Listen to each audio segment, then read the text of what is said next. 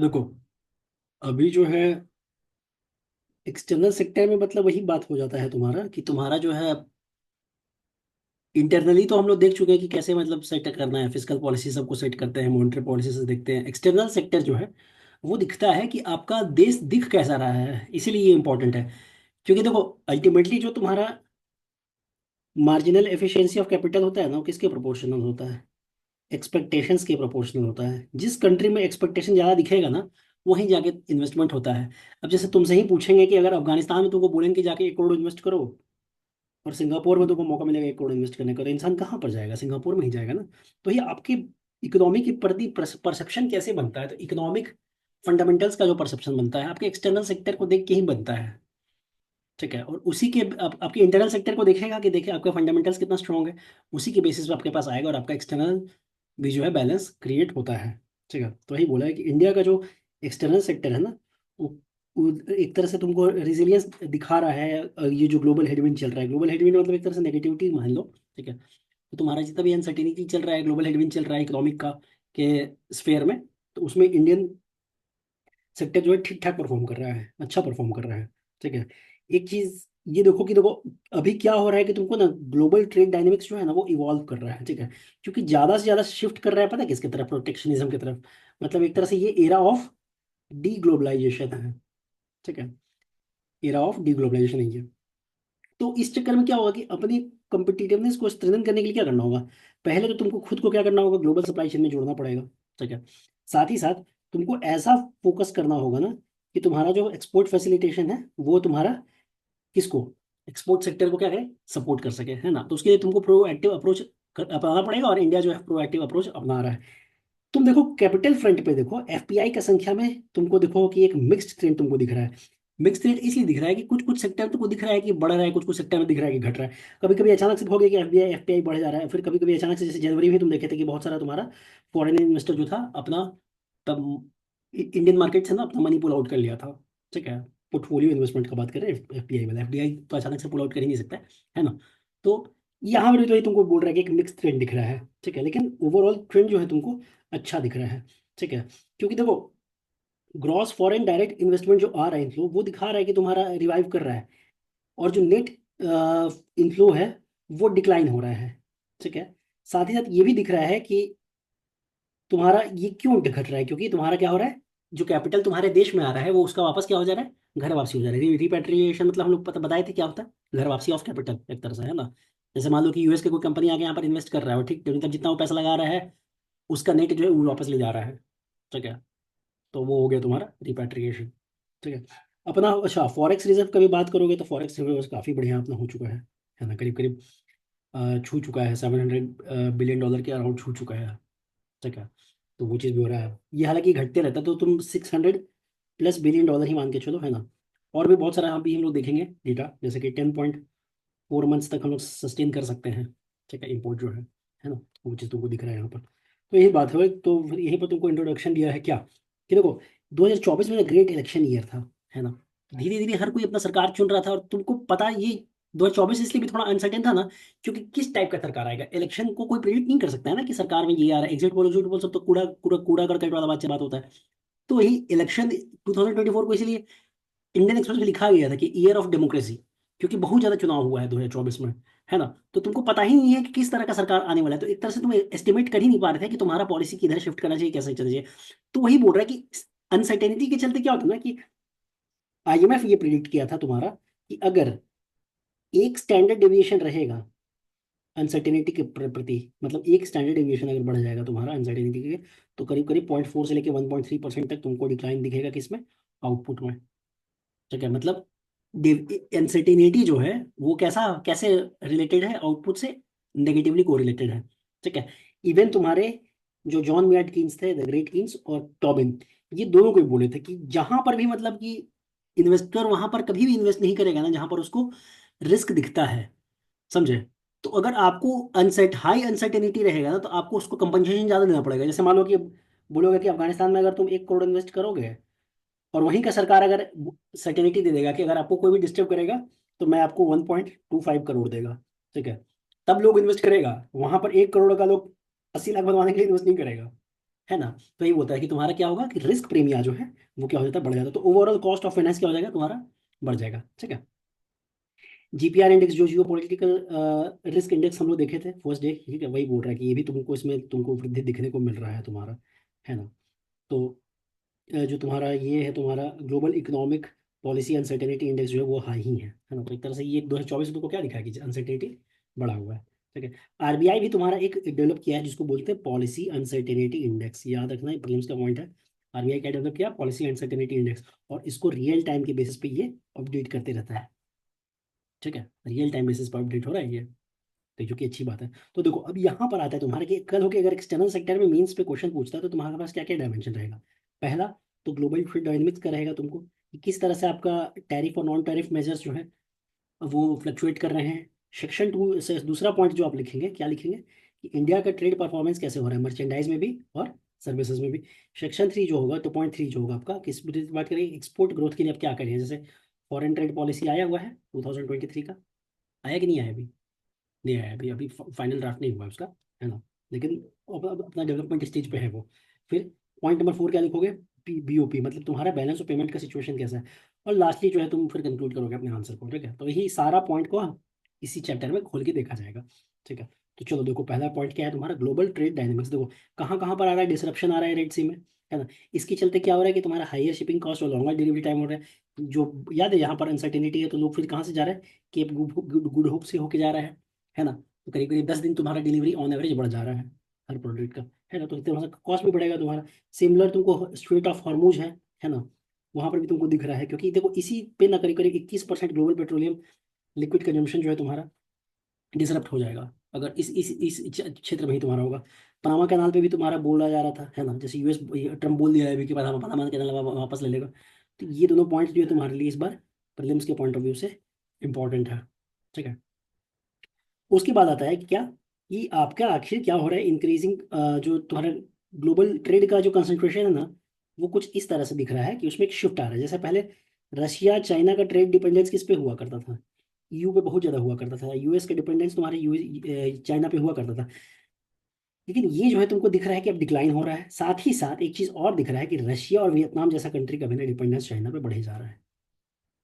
ठीक है। तो एक तरह से तुमको ये भी दिख रहा है कि कंसंट्रेशन ऑफ ग्लोबल ट्रेड, ये बहुत अच्छा टर्म है, आप पॉइंट यूज कर सकते हैं कि कंसंट्रेशन ऑफ ग्लोबल ट्रेड। ठीक है।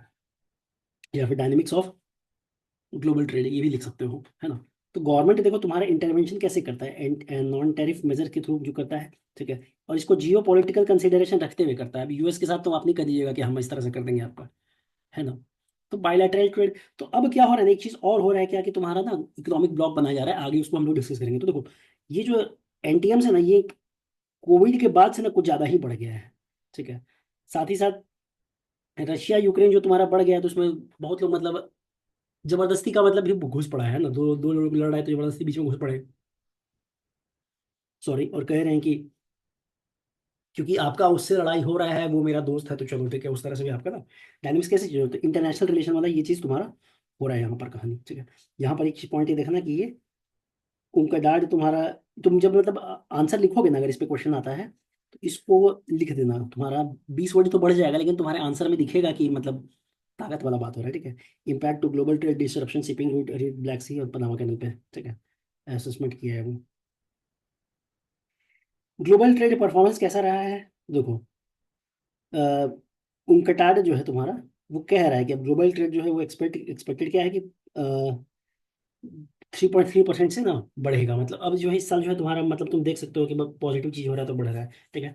दूसरा बात यहाँ पर ये दिख रहा है कि टैरिफ पॉलिसी जो को कैसा हो रहा है, टैरिफ पॉलिसी हो रहा है तुम्हारा कैसा हो रहा है कि फ्री ट्रेड के तरफ ना बढ़ने, निरंतर ना सारे कंट्री आपस में अभ्यास कर रहे हैं कि किस तरह से मतलब फ्री ट्रेड एग्रीमेंट आपस में लोग साइन कर ले। साथ ही साथ फ्री ट्रेड एग्रीमेंट के साथ साथ लोग बहुत लोग रीजनल ट्रेड ब्लॉक भी बना के आ रहा है। जैसे कि मान के 1990 में 22 ट्रेड ब्लॉक ही थे, यही तुम्हारा अगस्त 2024 तक बढ़ के 369 हो चुका है।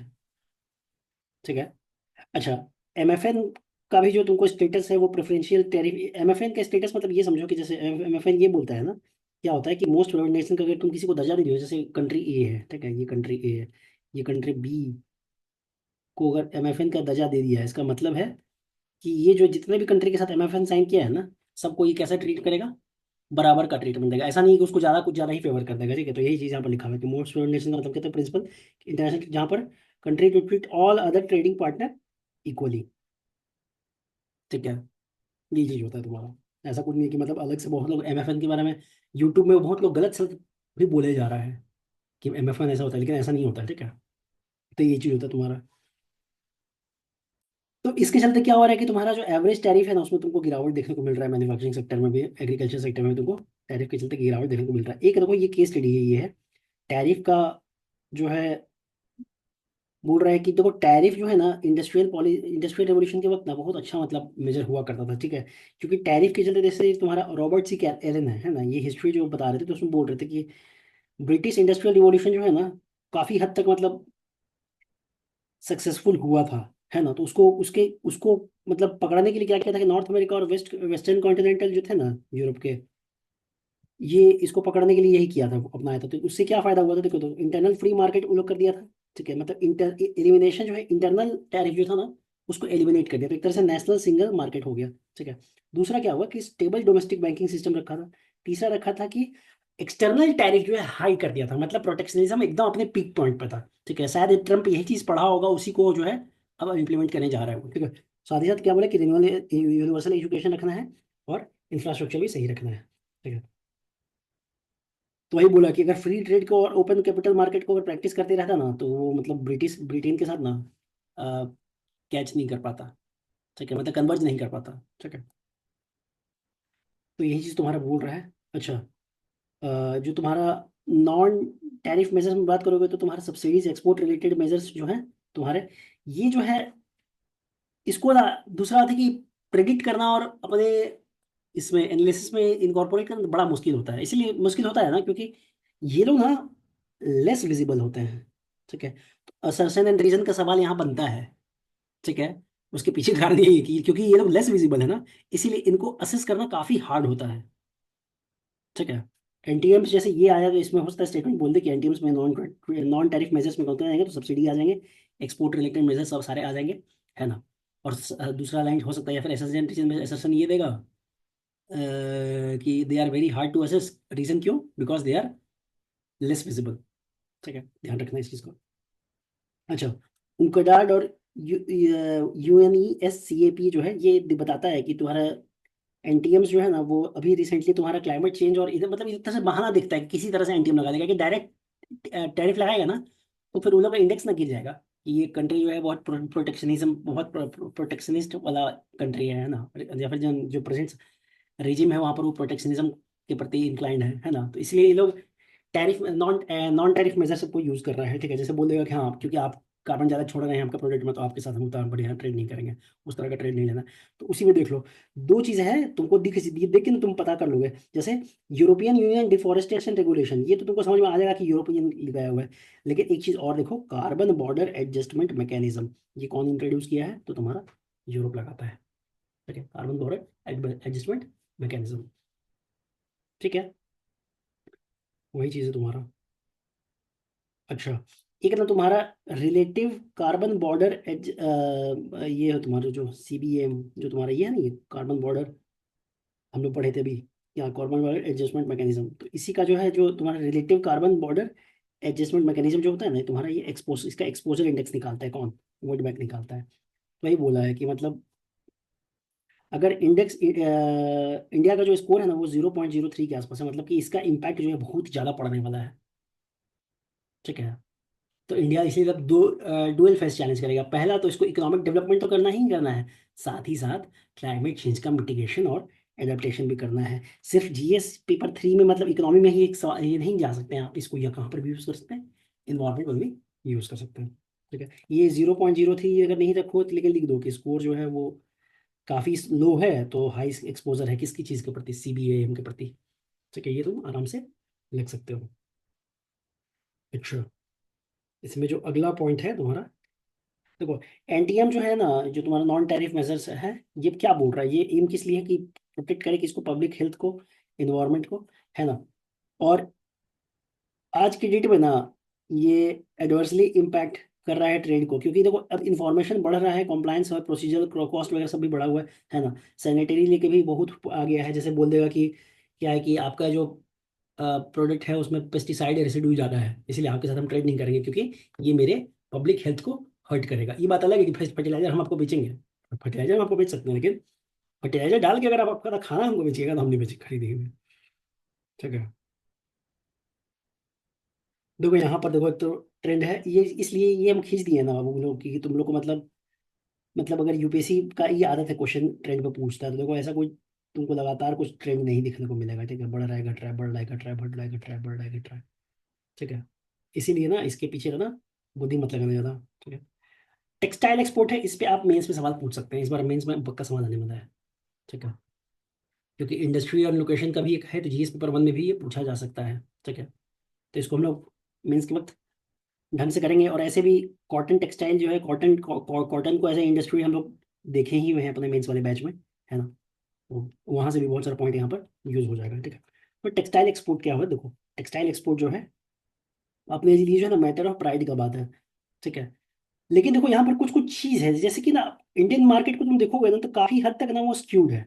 लेकिन पहले एक इसका ये देख लो कि कैसे, मतलब इंट्रोडक्शन अगर लिखोगे तो कैसे लिखोगे। तो देखो, टेक्सटाइल और अपने इंडस्ट्री जो है मतलब जीडीपी का 2.3% कंट्रीब्यूट करता है, इंडस्ट्रियल प्रोडक्शन का 13% कंट्रीब्यूट करता है, और एक्सपोर्ट का 12% प्रोड्यूस करता है।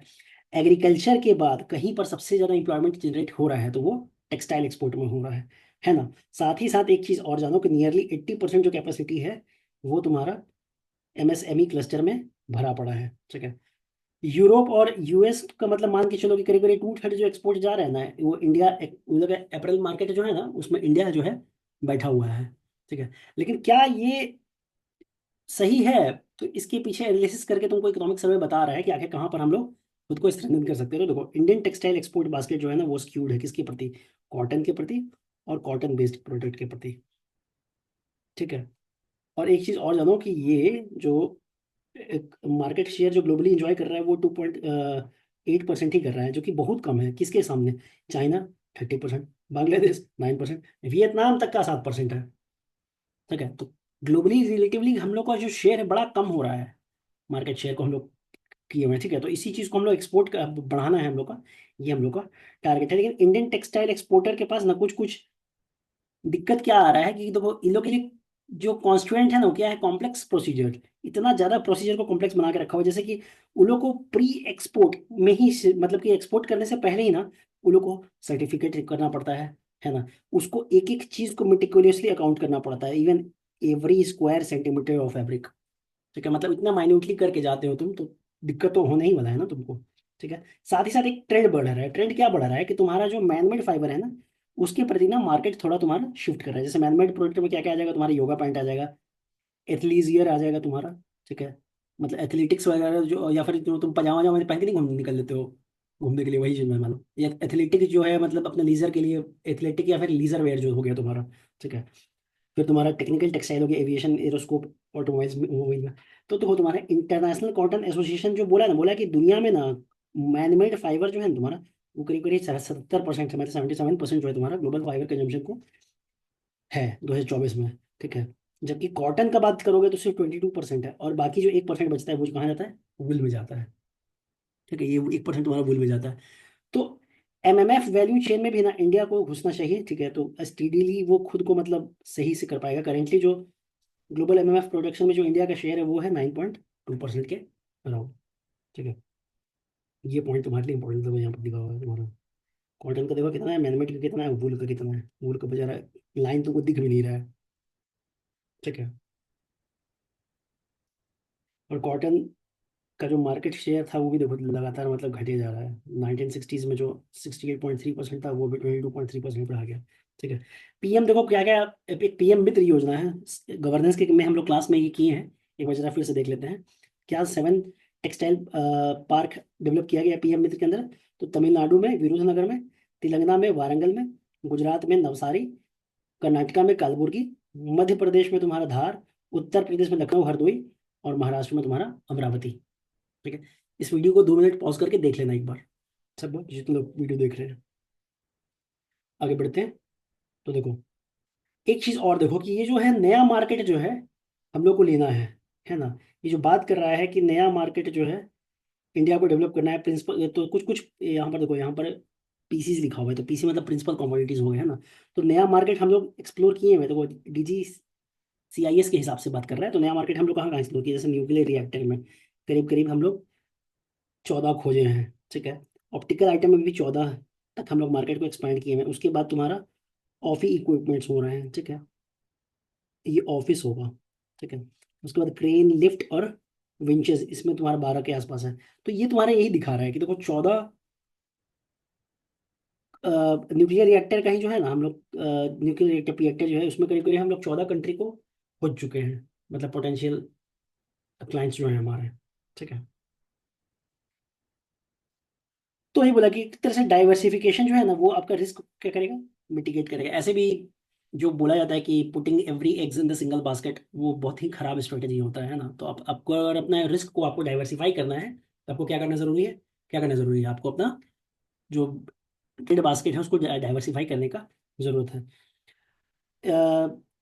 ग्लोबल देखो चैलेंजेस हैं, लेकिन फिर भी हमारा सर्विस सेक्टर जो है ना बहुत बढ़िया परफॉर्म किया है, ठीक है। राइस देखो, सर्विस एक्सपोर्ट में देखो तुम मान के चलो कि अच्छा खासा तुमको राइस देखने को मिला है, ठीक है। सर्विस एक्सपोर्ट जो हो रहा है इंडिया से वो मल्टी सेक्टर में हो रहा है ना।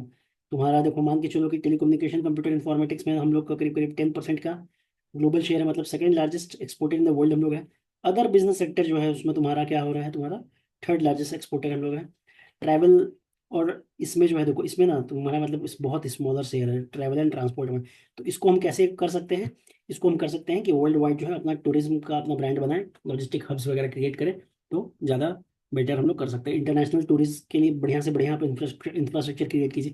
जैसे अभी रिसेंटली क्या हुआ था, मालदीव बोल दिया था कि इसराइल को वो वीज़ा नहीं देगा घूमने के लिए, है ना, परमिशन ही नहीं देगा अपने कंट्री घूमने के लिए। तो वो लोग बोला ठीक है हम लोग इंडिया जाएंगे, इंडिया में लक्षद्वीप जा सकते हैं, लेकिन इंडिया में लक्षद्वीप को उतना कैपेसिटी डेवलप नहीं किया हुआ है, कैसे हम लोग अट्रैक्ट कर पाएंगे ज़्यादा से ज़्यादा शेयर, है ना।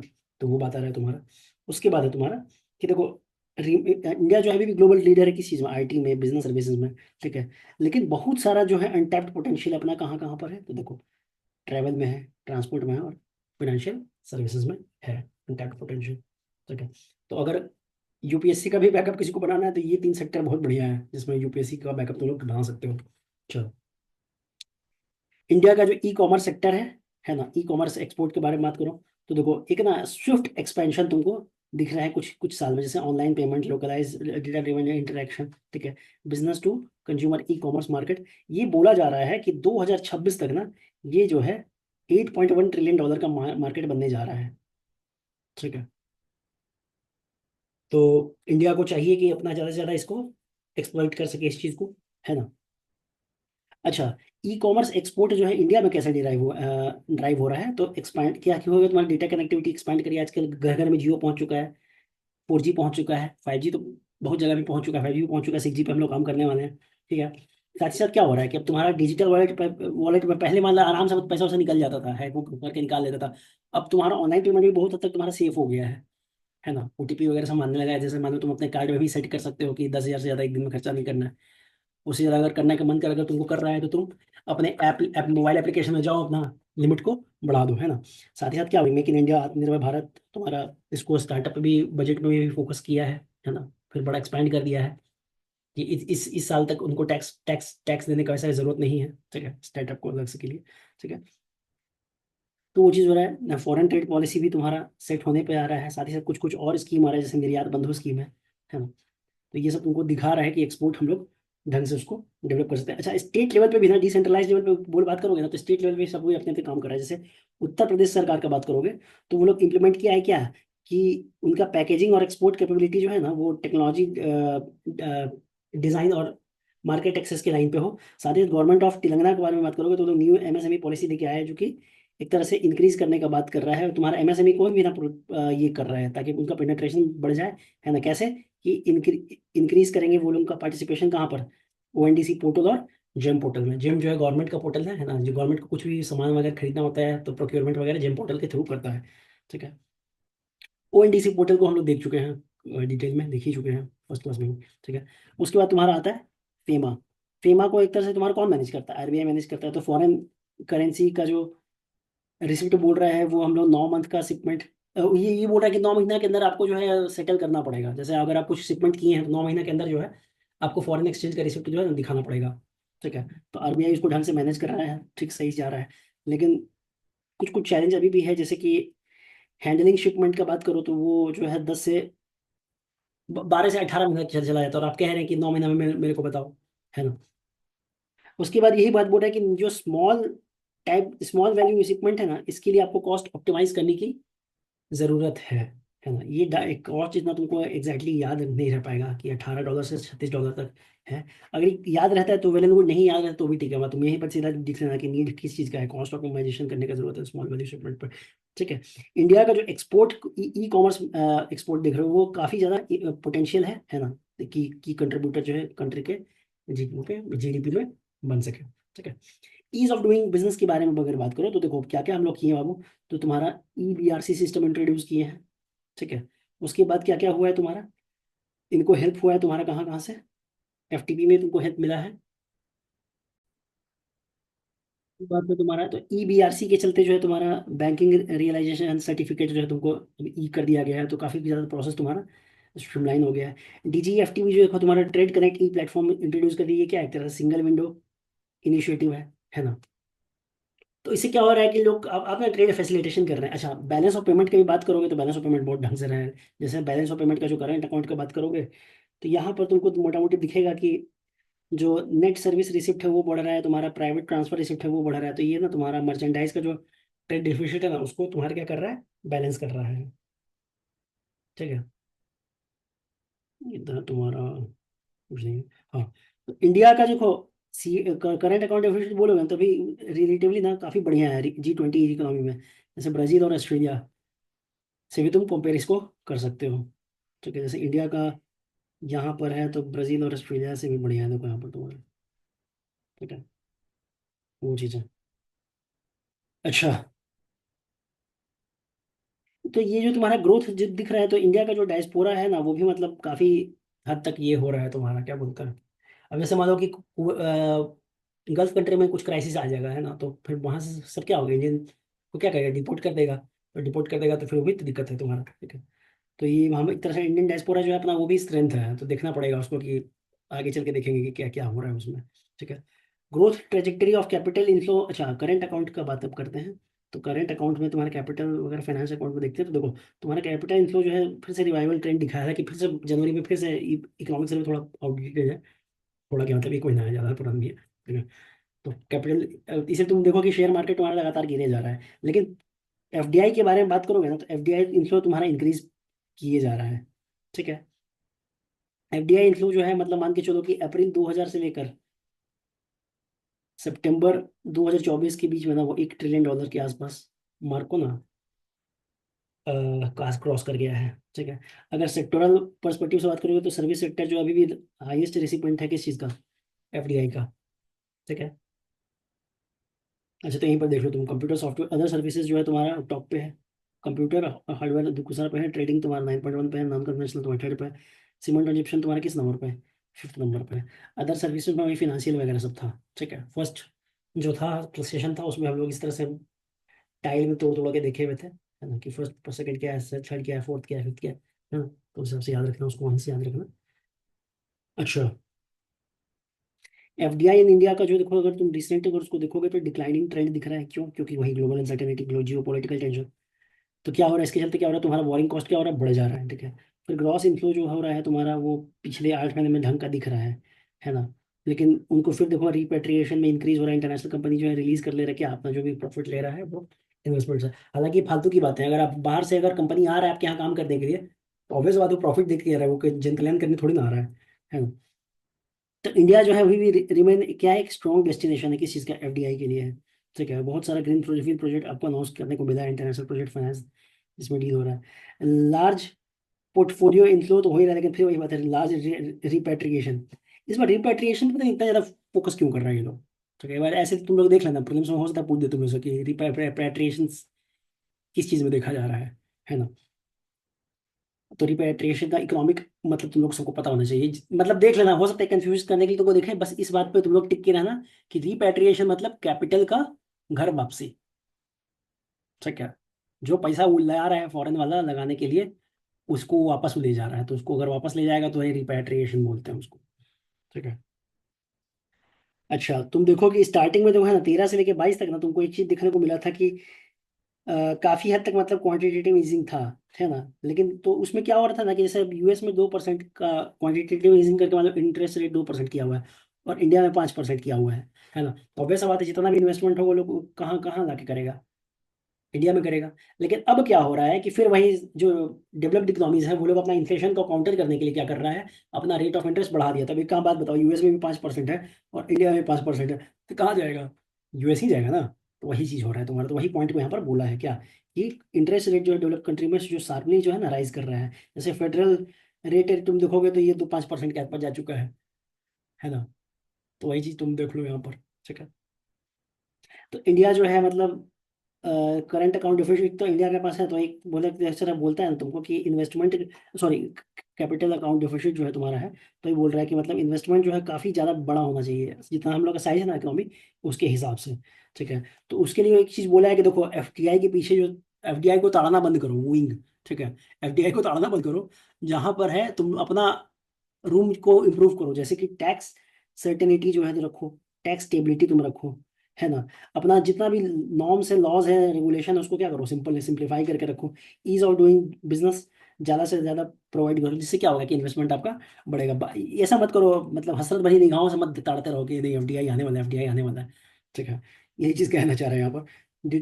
साथ ही साथ ये बोल रहा है कि जो सक्सेस होगा तुम्हारा ग्लोबल कंट्री का, वो इंडिया को मतलब इस तरह से प्रेजेंट कर दो कि ग्लोबल सप्लाई चेन में देखो भाई, मैं भी ढंग से पार्टिसिपेट कर सकता हूँ, ठीक है। सेकंड इन्वेस्टमेंट क्या है कि जो आपके पास अवेलेबल है, एग्जिस्टिंग इन्वेस्टमेंट है, उसी में डिलीवर कीजिए आप पहले, है ना।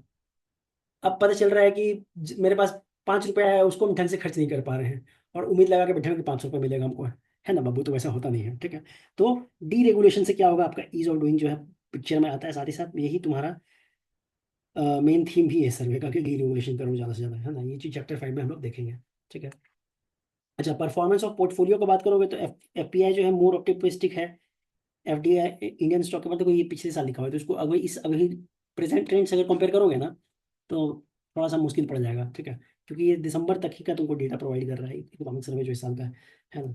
तो तुम्हारा साउंड इकोनॉमिक कॉर्पोरेट फंडामेंटल भी जो है तुम्हारा वो लॉन्ग टर्म, लेकिन लॉन्ग टर्म की बात करोगे तो लॉन्ग टाइम इक्विटी में तुम इन्वेस्ट कर सकते हो, ठीक है। अच्छा, रिसेंटली क्या किया कि जेपी मॉर्गन इंडेक्स जो है तुम्हारा, जो इंडियन सोवरिन गोल्ड, इंडिया का जो सोवरिन बॉन्ड्स है ना, उसको भी अपने साथ मिलाना शुरू किया। तो एक तरह से क्या हो रहा है कि ये भी दिख रहा है कि नहीं, जेपी मॉर्गन अगर इंडियन गवर्नमेंट बॉन्ड्स को देख रहा है, ग्लोबल बॉन्ड इंडेक्सेस में शामिल कर रहा है, तो इसका मतलब क्या है, इसका मतलब है जेपी मॉर्गन तो कोई मतलब झंडू कंपनी नहीं है, बढ़िया कंपनी है। तो क्या होगा कि लोग मानेगा कि हाँ ठीक है, मतलब एक तरह से क्या हो रहा है ना कि लोग ना पेग करता है अपना एक्सपेक्टेशन को किसी बड़े कंपनी के थ्रू, है ना। तो वही चीज हो रहा है तुम्हारा, ठीक है। अच्छा, अदर में बात करोगे तो देखो ईसीबीज वगैरह हो जाता है, शॉर्ट टर्म क्रेडिट वगैरह सब तुम्हारे दिख रहे हो, तो यहाँ पर कंपोनेंट इन सब क्या दिख रहा है कि काफी हद तक तुम्हारा एनआरआई डिपॉजिट भी स्टेबल है, ईसीबी तुम्हारे स्टेबल है, शॉर्ट टर्म क्रेडिट है ये भी तुम्हारे स्टेबल है ना। फॉरेन एक्सचेंज रिजर्व की बात करोगे तो इतना सफिशियंट है कि मतलब 90% हम लोग अपना एक्सटर्नल डेट को कवर कर सकते हैं। साथ ही साथ तुम्हारा 10.9 मंथ्स का हम लोग इम्पोर्ट भी कवर कर सकते हैं, ठीक है, ले सकते हैं। तो वो बात है तुम्हारा। अच्छा, यहाँ पे बात करोगे तो अच्छा, एक रिसेंट ट्रेंड देखने को मिल रहा है फिर से ना, लोग गोल्ड होल्डिंग्स में ना लोग बढ़ाना शुरू कर रहे हैं। वर्ल्ड वॉर 2 के समय तो ना ऐसा ही हुआ था, गोल्ड बुलियंस को ना बढ़ाना शुरू कर दिया था, क्योंकि उनको पता था कि पता नहीं शायद कब कब मेरा इकोनॉमिक कोलैप्स करेगा, कब कोलैप्स करेगा। तो लोग का जो है गोल्ड में जो है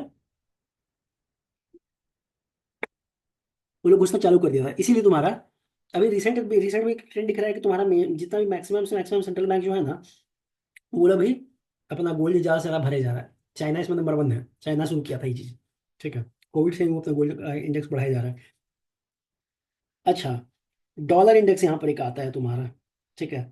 तो डॉलर इंडेक्स में भी अपने कंट्री दिख रहा है कि तुमको मतलब बहुत हद तक आईएमएफ का अगर ये देखोगे तो बहुत हद तक अपना अपना स्टेबल ही है, ठीक है। डॉलर के हिसाब से देखो, मेक्सिको कहाँ पर है, ब्राजील कहाँ पर है, ठीक है, नॉर्वे कहाँ पर है। पॉजिटिव ट्रेंड में चाइना भी देखो तुम्हारा नेगेटिव ही ट्रेंड में है ना।